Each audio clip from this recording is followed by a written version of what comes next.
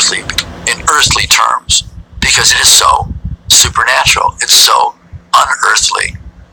I tell people jokingly, I says, hey, it's really easy to be spiritual in heaven.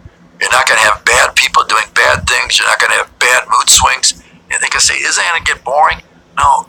David wrote that in his presence is the fullness of joy, and from his right hand pleasures forever and ever and ever.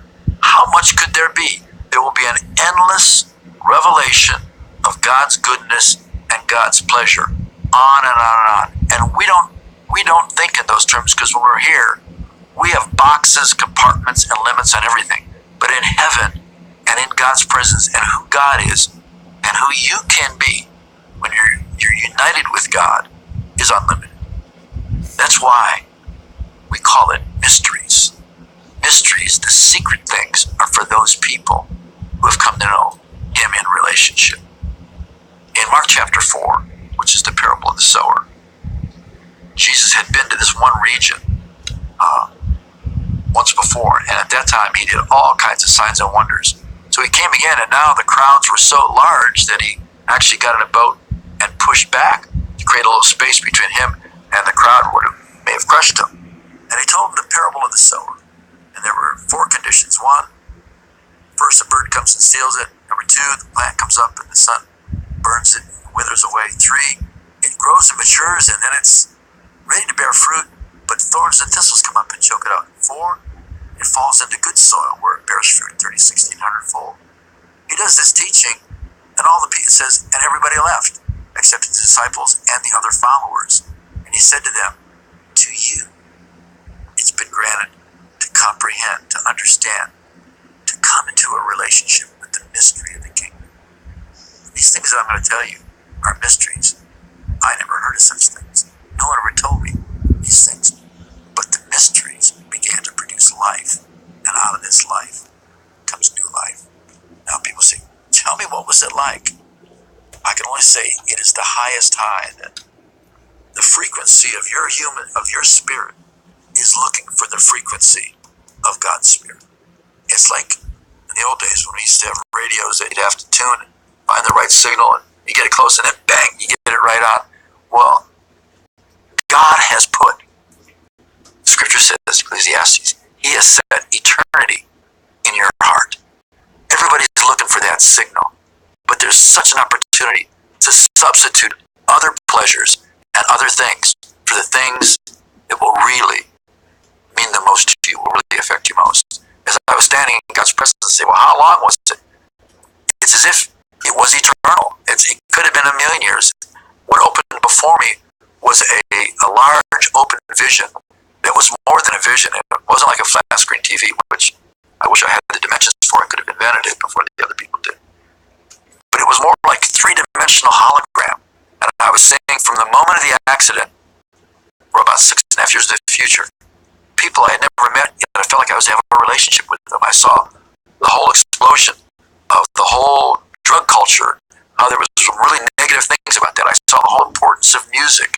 I was seeing moments, days, places, things that I would have no way of comprehending, and they would come to pass in the future.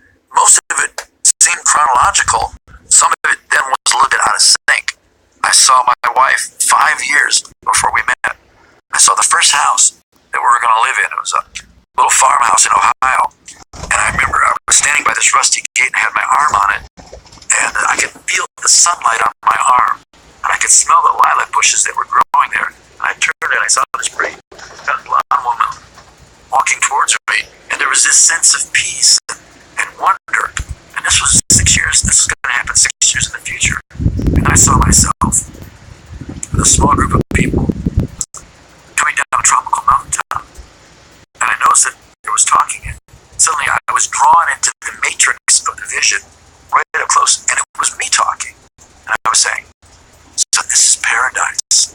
And what was really happening was to take place in the future. It was a place on a Caribbean island. And I received some money many years later that was going to buy property and live on top of this thing and build this little geodesic dome and just get away from the troubles of the world. And the Lord stopped me from doing that.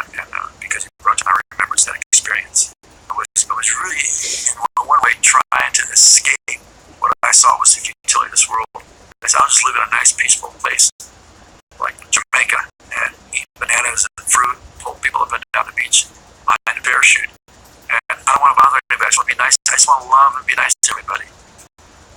And the Lord showed me there is no paradise on earth. You can't go back to the garden.